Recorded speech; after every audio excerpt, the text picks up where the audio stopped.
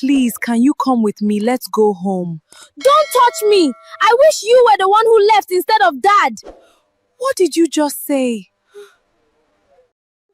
Grandma said you're the reason Daddy abandoned us. We don't want you anymore. I worked 2 jobs just to keep you alive. Nobody asked you to. Grandma, what have you done to my kids? What would you do if the 2 people you loved most in this world, your own children, looked at you like you were a stranger? Not because you had done anything wrong, not because you had failed them, but because someone had spent years pouring poison into their ears, drop by drop, until they believed that the woman who bled for them, who went without food so they could eat, who cried alone every night so they would never see her break, was the reason their lives were incomplete. That is my story. My name is Linda Adeyemi, and for 23 years, I carried a weight that no woman should ever have to carry alone. It started on a Tuesday morning in March. I remember because it was the day after the twins turned 3 years old. We had celebrated with a small cake, nothing fancy, just a small sponge cake I bought from the bakery down the road. Victor and Vincent had chocolates all over their faces, laughing the way only toddlers can laugh, like the world is made entirely of joy. I took a photo of them. I still have it. It sits on my bedside table, and every morning when I wake up, I look at it to remind myself why I kept going. But the next morning, I woke up and Daniel was gone. Not gone like he stepped out to buy bread, gone like a person who had planned their exit carefully, quietly, the way a thief moves through a house in the dark. His clothes were missing from the wardrobe, his shoes, his briefcase, his phone was switched off. His number, when I called it from my neighbor's phone, rang out 3 times and then died completely. A new SIM. He had already gotten a new SIM. I stood in the middle of that bedroom for a long time. I did not cry immediately. I think my body did not yet understand what my eyes were seeing. I walked to the kitchen. The kettle was still warm. He had made tea that morning while I slept, while the twins slept, and then he had walked out the door and closed it softly behind him, like he was trying to not wake us. That was the kindest thing he did. He closed the door softly. I sat down on the kitchen floor. I do not know how long I sat there. When Victor cried from the bedroom, that is when I came back to myself. I wiped my face, I stood up, and I went to my son, because that is what mothers do. You fall apart on the floor, and then you stand up because someone needs you. I told no one immediately, not my family, not my neighbors. I thought maybe he would come back. I thought maybe there had been some emergency, some confusion, something I was missing. I spent 3 days calling every number I had for him. His office line rang and rang. His friend Emeka said he hadn't seen him. His cousin in Abuja said the same. It was on the 4th day that Mama Becca came, Daniel's mother. A tall woman, the kind who fills a room not with warmth but with authority. She wore a blue wrapper that day with a matching head tie tied high and sharp like a crown. She knocked twice and walked in before I answered, the way she had always done in my home, the way she had done since the first day Daniel brought me to her house, and she looked me up and down and said, with a smile that never reached her eyes, "So, this is the girl." She sat down in my sitting room, placed her handbag on her lap, and looked at me. Daniel called me. My heart jumped. "Where is he? Is he all right?" "He is fine." She said it the way you say the weather is fine. Flat, unbothered. He said he needs time away. He said the marriage is not working. I stared at her. "Not working? We have 3-year-old children. He never said anything to me." "Linda," she raised one hand, and the word came out like a full stop. Daniel did not leave for nothing. There are things a man tolerates in silence before he reaches his limit. "What things?" My voice was shaking. "What did I do?" She looked at me for a long moment, and I saw it then, something behind her eyes that was not grief, not even anger. It was something colder, satisfaction. "That is between you and your conscience," she said, and stood up.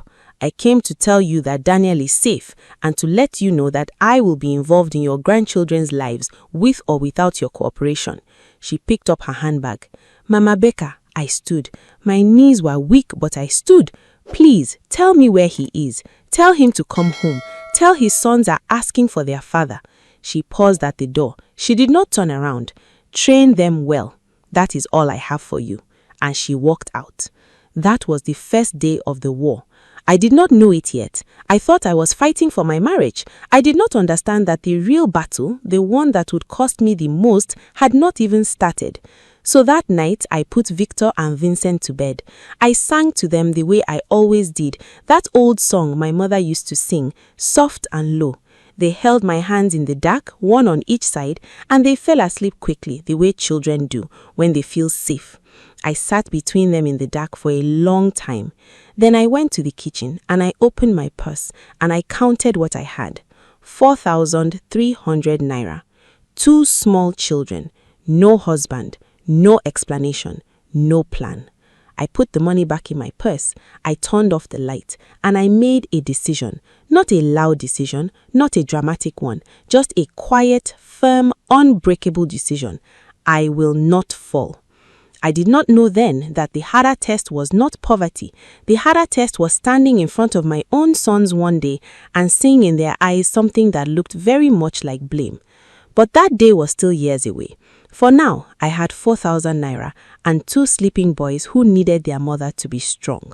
So I was strong. People talk about heartbreak like it is a single moment, a door that closes, a voice that goes silent. But real heartbreak, the kind that reshapes a person, is not a moment. It is a season, a long, slow season that you live through day after day, pretending to the world and sometimes to yourself that you are fine, that you are managing, that you are not quietly coming apart at the seams. I got a job as a receptionist at a small logistics company in Surulere. The pay was small but steady. My neighbor, Mrs. Eze, a retired teacher with grown children and too much time, agreed to watch the twins in the mornings for a modest fee. I dropped them off at her door every day at 7:15, always with a packed lunch, always with a reminder to make sure Vincent took his inhaler if he coughed. Vincent had asthma, had it from birth. The hospital visits were frequent in those early years, steamy nights sitting beside a small boy struggling to breathe, my hand on his back, praying quietly, counting his breaths like they were money I was trying not to run out of. Those nights aged me. I felt them in my body, in the new lines around my eyes, in the way I startled awake at the smallest sound. I applied for a second job. A supermarket near the bus stop needed a cashier for evening shifts, 4 days a week. I took it. I worked mornings at the logistics company and evenings at the supermarket. By the time I got home at night, the boys were already asleep, bathed and fed by Mrs. Eze, who had become quietly essential to our survival. I would sit beside them for a few minutes, touch their faces. Then I would go to the kitchen and prepare what I could for the next day. I slept 4, sometimes 5 hours a night for 3 years. But the boys ate. They had school uniforms, they had textbooks. They did not know how close to the edge we lived, and that was the point. I wanted their childhood to be as ordinary as I could make it. I wanted them to remember playing, not their mother's tired eyes. The problem was Mama Becca. She came every 2 weeks, always unannounced, always carrying something, a bag of rice, a tin of Milo, clothes for the boys. She never came empty-handed, and I understood early that this was not generosity, it was strategy. You cannot reject a woman who brings food for your children. You cannot close your door to the grandmother. The gifts were not for me, they were a lease she was paying on access. She would sit with the boys and talk to them. I noticed it slowly at first. Small things. Your daddy is a good man, you know. Sometimes good men get pushed away. Victor, who was 5, asked me one evening, "Mommy, did you push Daddy?" I froze, crouched down to his level. "Who told you that?" He shrugged in the way children shrug when they are repeating something they only half understood. I said nothing to Mama Becca. Not that time. I told myself he was 5. Children repeat things without knowing what they mean. But it continued, subtle, slow, surgical. By the time the boys were 7, they had a full narrative about their father, a man who was kind, who was wronged, who had been driven out of his own home. I never heard Mama Becca say it plainly in front of me. She was too careful for that. She walked in private moments, in the times I was in the kitchen, in the times I stepped away to take a call. She worked in the quiet spaces between my presence. I confronted her once. The boys were 8. Vincent had come home and told me that Grandma Becca said, "Some women don't know how to keep a man." He didn't know he was repeating something meant for me. He said it cheerfully, the way children report interesting facts. I called Mama Becca that evening. "You are confusing my children," I said. I had rehearsed the words. I wanted to be calm. They are growing up with a false story about why their father left. "I am their grandmother," she said. Her voice was cool, not angry, cool. "Linda." And now the coolness cracked just slightly, just enough for me to hear what was underneath it. A hard, set contempt. "My son left, that is a fact. The reasons are between him and God. But do not call me a liar in your one-room voice." She hung up. I sat with the phone in my hand for a long time. Your one-room voice. That was what she thought of me. That was what she had always thought of me. A small woman. A woman without weight. A woman who could be managed. I should have fought harder then. I have asked myself 1,000 times why I didn't. Why I didn't sit my sons down and tell them the truth directly, plainly, with evidence. The answer is that I was afraid. Not of Mama Becca. I was afraid of what the truth might do to them. They were children. They loved their grandmother. They had already lost a father. If I turned them against Mama Becca too, what would they have? What family would they have? So I stayed quiet, and she kept working. By the time the boys were 12, they were different with me. Not cruel, not yet, but distant, watchful. There was a new carefulness in the way they spoke to me, like they were measuring their words, like they were not entirely sure which side I was on. Victor, who was always the more sensitive one, started pulling away physically. No more hugs at the door, no more holding my hand in the market. Vincent followed his brother's lead the way he always did.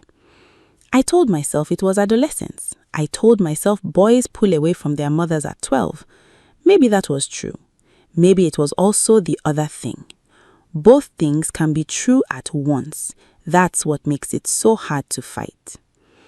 I increased my hours at work. I focused on school fees, on food, on keeping the lights on. I attended every parent-teacher meeting. I sat with them through exams, quizzing them, drilling them, refusing to let their grades fall. When Vincent's asthma flared in JSS 2 and he missed 3 weeks of school, I hand-copied his notes from his classmates and tutored him myself at night until he had caught up. They passed, both of them. They always passed. I told myself, even if they don't see it now, one day they will understand. I told myself that for years. By the time Victor and Vincent were 17, I had lost them in the ways that matter most. They were still in my house. They still ate my food. They came home at night and slept in the beds I paid for. But there was a wall between us. Not a violent wall, not a screaming wall. The quieter kind. The kind built from years of small moments, accumulated looks, half sentences, and silences that stretched too long. Victor had become a serious, focused young man. Tall like his father, with his father's jaw and his father's way of standing, slightly back, slightly apart, like he was always assessing the room. He was brilliant in school. Science subjects, mathematics, anything with clear rules and correct answers. He liked things he could prove. Vincent was warmer, more instinctive. He laughed more easily than his brother, but he followed Victor, had always followed Victor. Whatever conclusion Victor reached, Vincent arrived at the same place slightly behind him, and that was where he stayed. The conversations with me had shrunk to logistics. Mom, have you paid the school fees? Mom, there's no gas. Mom, I need money for the excursion. No more sitting with me in the evenings. No more telling me about their days. When their friends visited, they kept them in their room, away from me, the way teenagers keep compartments separate. I remember one evening, they were in final year preparing for WAEC. I had cooked their favorite meal, egusi soup with stockfish and pomo, the way my mother taught me, the way they used to beg for it as small boys. I called them to dinner, and Victor came to the table, looked at the food and said, "I'm not really hungry." He went back to his room. Vincent looked at me, then looked at his brothers retreating back, and then looked at his plate. He ate, but quietly, without the pleasure of it. I sat at the table alone after they had both gone to their rooms, and I ate the food I had made, and I counted the sounds in the house, the fan in the boys' room, the generator outside, the distant sound of a television from next door, and I realized I could not remember the last time one of my sons had said, "Thank you, Mom." Not as a complaint, just as a fact I was registering. I cleared the table, I washed the plates, I checked the locks on the door. I did not cry until I was in the bathroom with the water running. The visits to Mama Becca's house had been regular throughout their teens. She had moved to a bigger house in Magodo by then. Her younger son abroad had been sending money, and it showed. New tiles, a black gate with a brass handle, a sitting room that smelt of carpet freshener and pride. The boys always came back from there slightly different, quieter toward me, more confident in their distance. I tried once more to speak to them directly. They were 16. I sat them both down and I said, "I need you to know that your father left on his own. I did not drive him away. I have never told you this plainly because I didn't want to put things in your hearts before you are ready. But I need you to hear me say it. I love you, and I have given everything I had for this family." Victor looked at me for a long moment. "Okay, Mom," he said. That was all. "Okay, Mom." Not "I believe you," not "thank you." Just "okay," like I had read them a weather report. Vincent said nothing. I nodded. I said goodnight. I went to my room. They passed their WAEC with flying colors, both of them. Victor scored A's across the board. Vincent was slightly behind but still strong. I held those result slips and I wept. Not from sadness, from something more complicated. Pride and grief at the same time, which is one of the stranger feelings a parent can carry. I got a loan to pay for their university. Victor went into engineering at UNLG. Vincent medicine at UI. Different cities, different futures. I drove them both to their respective schools in borrowed cars, helped them settle into their hostels, bought them mattresses and food items and small things for their rooms. Victor hugged me at the gate of his hostel. Brief, formal, the kind of hug you give a distant aunt. Vincent looked back once as he walked into the building. I drove home alone on the Lagos Expressway with the radio on and nothing to say to anyone. The house was very quiet that night. It was the first time in 17 years that I had been alone in it. If this story is already reaching into your chest, subscribe to Raina Tales so you never miss a story like this. This story is far from over, and what comes next will shake everything. He came back on a Thursday. I did not know he had come back. Nobody told me. I heard it the way you hear most things in Lagos, sideways, through someone else's story. My colleague at work, a woman named Priscilla, who knew everyone and everything, leaned across her desk one afternoon and said, "Your in-law people, are they not in Bagada? I saw a man there last week that looks so much like those your twins. Older man. They say he just came back from Canada." I kept my face still.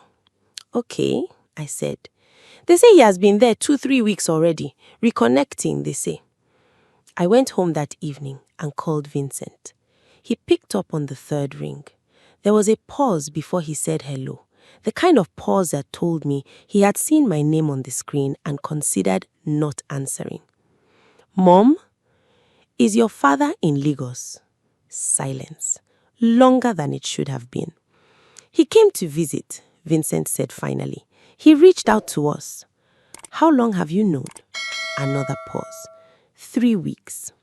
3 weeks. My sons had known for 20 weeks that their father had returned after 20 years, and nobody had thought to tell me. I was the last to know in a story I had lived inside for 2 decades. Okay, I said. Mom, it's okay, Vincent. I just wanted to know. I hung up. I sat on my bed and I breathed slowly, the way I had taught myself to breathe when things became too large for immediate feeling. In through the nose, out through the mouth. Again. Daniel Adeyemi had come back. 20 years. The twins were 23 years old. Victor was running his own engineering consulting firm, small but growing. Vincent had just completed his housemanship at a hospital in Ibadan. They were men I had built from almost nothing on my own salary with my own sleepless nights. And their father had walked back into their lives and had apparently been welcomed, naturally, without hesitation, without question. I wondered what story he had told them. I wondered if he cried. Daniel was good at crying when it served him. I wondered if he looked old, if his hair had gone grey, if 20 years had been kind to him or hard on him. I wondered if he had thought about us, whether in those 20 years, somewhere in Canada or wherever he had been, if he had ever been lying in the dark and thought about 2 small boys asleep in a Lagos flat and a woman counting 4,000 naira on a kitchen floor. I wondered. Then I stopped wondering because wondering served nothing. I called Victor. He did not pick up. I called again the next morning. He picked up and immediately said, Mom, I know what you are going to say. Just can you give us time to process this? We haven't seen him in 20 years. We just want to understand. Victor, I'm not calling to ask you not to see him. He paused. Oh, he is your father. That doesn't change because of what he did. See him. Talk to him. I'm not asking you to choose. Silence. I'm just asking you to also remember what you know, what you lived, who was there. I heard him breathe. He didn't say anything. Okay, I said. Take care of yourself. I hung up before he could respond. I want to be honest about something. I was not as calm as I sounded on that phone call. Inside, there was something burning. Not anger exactly, something more painful than anger. The particular pain of watching people you love be charmed by someone who does not deserve their love, and knowing that if you say so, you will be the one who looks bitter, looks jealous, looks like you are trying to steal their joy. So, I stayed quiet. I had stayed quiet for 20 years. A little longer would not kill me. Or so I thought. What I did not know, what none of us knew yet, was that Daniel's return had set something in motion. Not in me, in Victor. Victor who liked things he could prove. Victor who did not accept a narrative without evidence. Victor who had been told a story his whole life about a mother who drove a father away and who had never, not once, sat down and actually looked for proof. He was about to start looking. It was Victor who found it. He told me about it later, much later, after everything had changed. He told me in a quiet voice, the way people talk when they are describing something that rearranged them internally. He said he had not set out to investigate. He had just started asking questions. It started with a dinner. Daniel had taken the twins to a restaurant in Victoria Island, somewhere expensive, somewhere that announced itself. He was charming at dinner. Victor said he was the kind of man who made a room feel like it was lucky to have him in it. Good stories, easy laughter, the kind of presence that makes you understand why someone was once loved. But Victor was an engineer.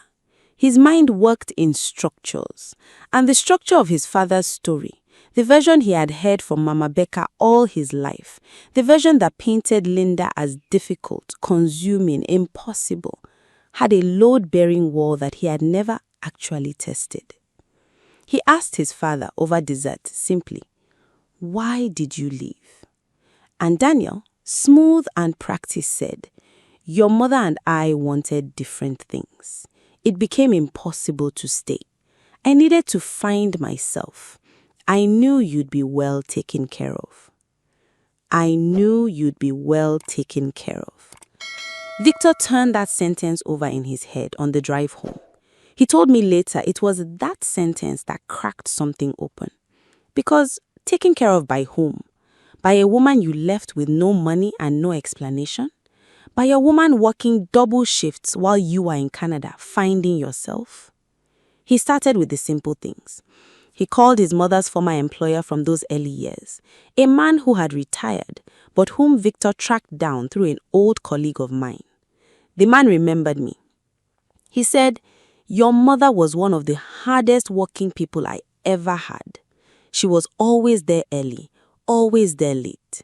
She told me once she was doing an evening shift somewhere else too. I didn't know she had twins at home." Then, Victor did something that even he said surprised him. He went to Mama Becca's house. Not to accuse, just to talk, to ask questions. Mama Becca was 71 now. She had slowed down physically but not mentally. She received Victor warmly, made tea, asked about his firm, and Victor, careful and methodical, let her talk. He asked her about those early years, about Daniel's leaving, about her visits to our flat. She told him the same story she had always told. Daniel left because Linda was controlling. Linda didn't support his ambitions. Linda made the home a cold place. Victor nodded. He said, "Grandma, do you have any old photos from that time? Letters, anything from Dad?" She brought out an old box. She was proud in the way people are proud of physical evidence. She wanted him to see. What she had forgotten was that old people keep everything. In that box, wrapped in a polythene bag, were printed emails, old emails from Daniel from those early years. Some addressed to her, some that she had printed out for reasons Victor couldn't determine. He asked if he could photograph them to read later. She said yes, of course, thinking he was simply a son wanting to understand his family history. He photographed them all. He read them that night in his car, parked outside his office with his phone screen on full brightness. He called Vincent at 11:15 p.m. "Come to me," he said. "Now." Vincent drove from the mainland. He arrived after midnight. Victor showed him the phone screen. One email in particular, from Daniel to Mama Becca, dated 6 months before he left. 6 months before the twins turned 3. "Mama, I have decided. I will leave before the year ends. I am tired of this life. Yemi in Toronto has been asking me to come. I know you will tell me to think of the boys, but I have thought about it, and I believe they will be better off without detention. Linda will manage. She is the type of woman who manages. Don't try to convince me to stay." Vincent read it twice. Then he scrolled to Mama Becca's reply. "My son, I understand. A man must follow his path. I will look after the boys. Come back when you are settled. Don't worry about Linda." Silence in the car. Don't worry about Linda. She knew, not suspected, known. 6 months before he walked out, she knew her son was planning to abandon his wife and 3-year-old twins. And her response was, "Don't worry about Linda." And then she has spent the next 20 years feeding those same boys a story of a mother who drove a man away. Vincent put the phone down on the seat between them. "She knew," he said. Victor stared at the windscreen for a long moment. Then he said, "I want you to think about every time Mom tried to talk to us, every time she looked at us at a table, every time she picked up the phone and we didn't answer. Think about who she was being and what she knew and how she still never once put this in our faces." Vincent pressed the back of his mouth to his hand. Outside, Lagos moved and breathed and roared the way it always does, indifferent, enormous, full of other people's stories. Inside that car, 2 young men who had spent years building a wall between themselves and their mother understood for the first time what it had cost her to let them. Victor said quietly. We owe her more than an apology. I was in my kitchen on a Saturday morning when I heard the gate. I was not expecting anyone. I had spent the morning the way I spend most Saturdays now, slowly, without urgency, moving through small tasks. I had made akara from scratch, the way my mother used to, standing at the stove and listening to music from my phone propped against the spice rack. I was in a house dress. My hair was not done. The knock at the door was not tentative. It was the knock of people who know where they belong. I opened the door. Victor and Vincent stood on my doorstep.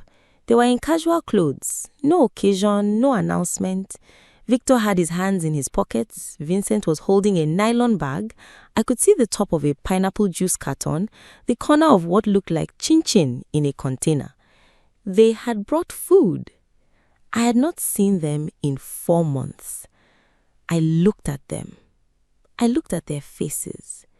And something about those faces, the set of them, the way they were looking at me so directly, without the usual careful management, told me that something had shifted, that the air between us was different.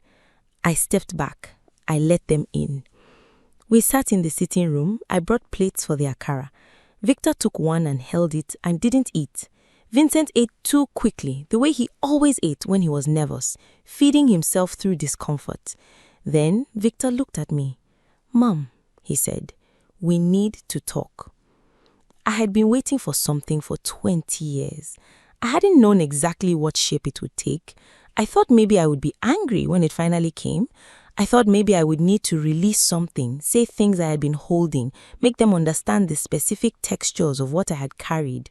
But sitting there in my house dress, with my kitchen smelling of frying bean cakes, looking at my 2 sons across my sitting room table, all I felt was very tired and very, very glad they were here. "Tell me," I said. Victor took out his phone. He showed me the emails. I read them slowly.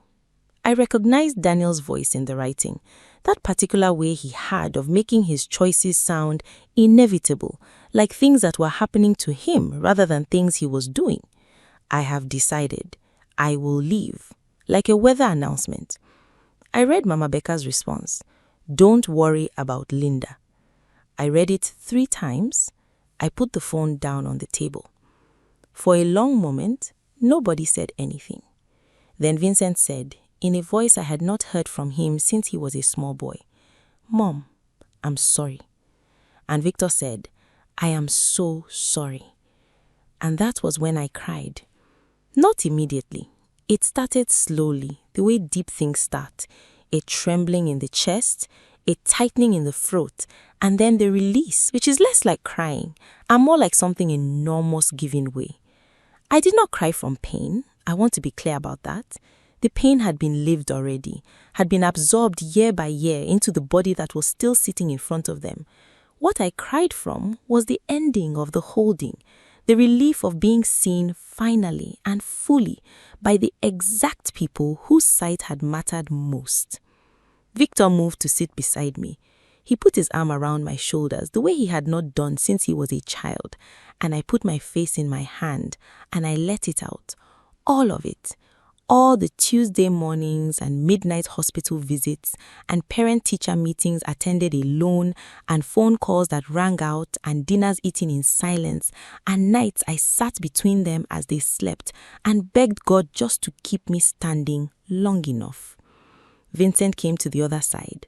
Both of them, my sons on either side of me in the sitting room of the house I had kept together by myself for 20 years.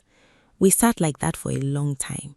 When I could speak, I said, "I never told you because I didn't want to be the one who took something from you, even if that thing was a lie." Victor said, "We know, Mom. That's what we finally understand." 3 weeks later, there was a dinner. The boys planned it. They called it a family dinner, and they invited people, their friends, a few relatives on my side, the neighbors who had watched us through those years. Mrs. Eze was there, grey-haired and happy, holding my hand at the table. Victor stood up halfway through the meal. He was not a person who made speeches. He had his father's height, but none of his father's showmanship. He spoke plainly, the way engineers speak, clearly, without decoration, but with weight. He said that he and his brother had grown up with a story that was not true. He said they had spent years directing coolness and distance at a woman who deserved the opposite.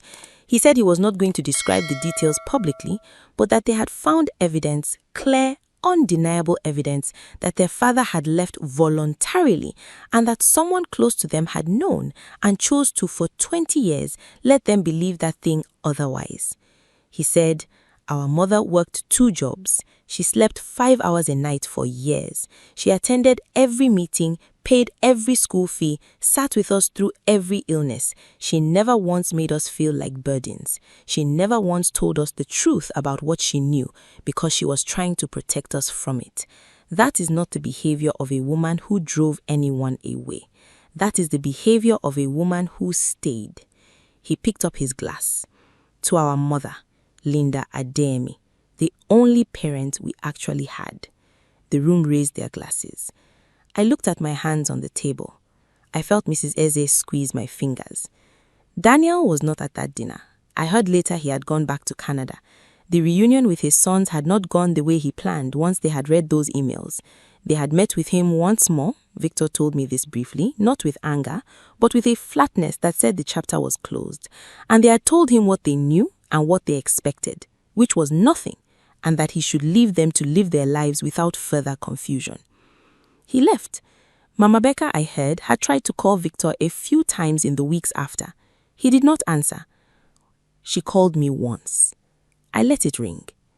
I did not need to speak to her. I did not need the apology, which I suspect would not come anyway. What I needed, I already had. My sons, home, seeing me clearly at last, with the evidence of 20 years of love spread between us, like a meal finally arrived.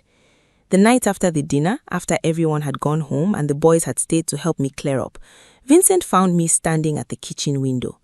The city was loud outside, the way Lagos is always loud, motorbikes and generators and the shouts of the street. He came and stood beside me. "Mom," he said, "what would have you done if we'd never found out?" I thought about it honestly. I said, "I would have kept going. What else?" He was quiet. "That's the thing about you," he said. "You are always going to keep going." I looked at my son, 23 years old, his father's height, but something in the eyes that was entirely his own, something warm, something that had survived everything and was still warm. "Yes," I said, "because you were worth keeping going for." He put his arm around me, and we stood at the window for a while, looking out at the city. This story is for every mother who has gone unseen, every woman who packed lunches and paid fees and swallowed the truth to protect people who didn't know they needed protecting, every woman who kept the lights on alone and called it ordinary.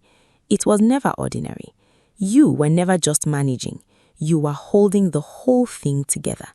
And one day, one ordinary Saturday morning, when the akara is frying and the music is playing, they will come back. They will knock like they know where they belong, because they will.